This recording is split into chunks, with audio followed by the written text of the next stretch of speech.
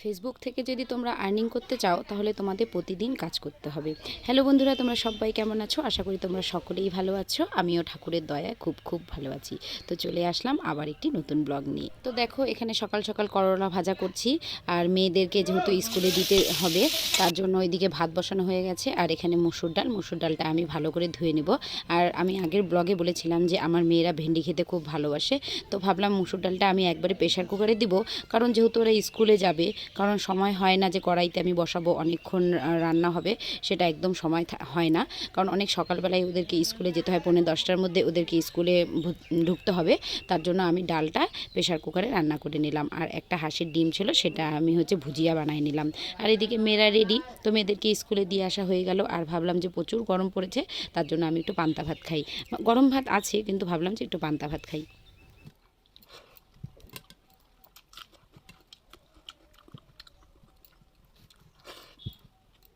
তোমরা কারা কারা পান্তা ভাত খাও অবশ্যই আমাকে কমেন্ট করে জানাও। আর এই যে দেখো, পান্তা ভাতের ঝোলটা, এটা কিন্তু খুব ভালো লাগে। আর এটা খাওয়ার পরে না একটু নেশা নেশা মনে হয়। তো যেহেতু ওই দিক থেকে আবার মেয়েদেরকে একবারে স্কুলে দিয়ে এসে আমি একটু মাংস কিনে আনছিলাম। বড় মেয়ে একটু মাংস খাবে, তার জন্য যখনই আমি মাংস আনি না কেন, আমি মাংসের মুরগির 2টো পা আমি নিয়ে আসি। তো ওটা একটু রান্না করে নিলাম। আর ঘরের পেছনে কতটা কাটা নোটে শাক ছিল, সেটা তুলে আনলাম। গ্রামে থাকার কিন্তু এই একটাই মজা, বাড়ির চারিপাশে এই মাটিতে যেখানে সেখানে কিন্তু কোনো না কোনো শাক হয়, যেরকম বতুয়া শাক, কাটা নোটে শাক, তারপরে আরও একটু কী বলে ছোট ছোট ডাঁটা শাকের মতো, এইসব শাক মিলিয়ে কিন্তু একটা শাক ভাজা হয়ে যায়। কখনো মা কী করে, নানান রকমের শাক উঠায় কী করে মা ঝোল করে। কিন্তু আমি আবার ঝোলটা অত রান্না করতে পারি না, আমি বেশিরভাগ ভাজা করি। রসুন, শুকনো লঙ্কা, কালো জিরা, পেঁয়াজ, মানে আজকে পেঁয়াজ দিইনি, যাই হোক পেঁয়াজ, লঙ্কা আর বেগুন দিয়ে আমি ভাজা করব।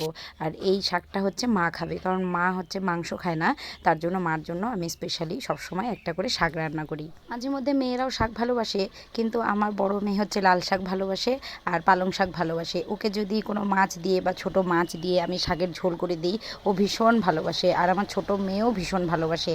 কিন্তু এখন তো একটু গরম পড়ে গেছে, যেহেতু চৈত্র মাস, তার জন্য এখন পালং শাকটা আমি আনি না, কারণ ভালো লাগে না। আর আমি যেই শাকগুলো উঠাইছি, এই শাকগুলোতেও কিন্তু একটু পোকা পোকা ভাব ছিল।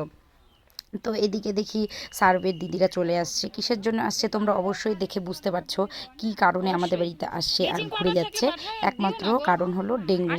কারণ এখন বর্ষা, চারিদিকে নালা ডোবা, চারিদিকে জল জমে থাকবে, সেখানে ডেঙ্গু মশা তৈরি হবে। তো দিদিরা সার্ভে করতে চলে আসছে। যাই হোক, দিদিদের বললাম, দিদি তোমাদের যদি ব্লিচিং পাউডার থাকে তোমরা অবশ্যই দিয়ে যাবা।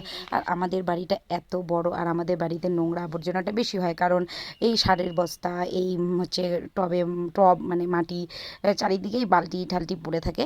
তো যার জন্য আমাদের বাড়িতে একটু ভয়টা এনাদের বেশি থাকে, তার জন্য ওনারা চলে আসে সার্ভে করতে। তো যেহেতু সন্ধ্যা সন্ধ্যা হয়ে যাচ্ছে, যার জন্য মাঠে চলে আসলাম ছাগল নিতে। তো বন্ধুরা, আমার এই ছোট্ট ভিডিওটি তোমাদের কীরকম লাগলো? যদি ভালো লেগে থাকে তাহলে তো জানোই কী করতে হবে, অবশ্যই লাইক কমেন্ট শেয়ার করতে হবে। তার সাথে আমাকে প্রচুর প্রচুর সাপোর্ট দিতে হবে আর ভালোবাসা দিতে হবে। আর তোমরা যদি ভালোবাসা না দাও তাহলে আমি কী করে আগাবো বলো তো? তো আজকের জন্য ব্লগটা এখানেই শেষ করছি। টাটা।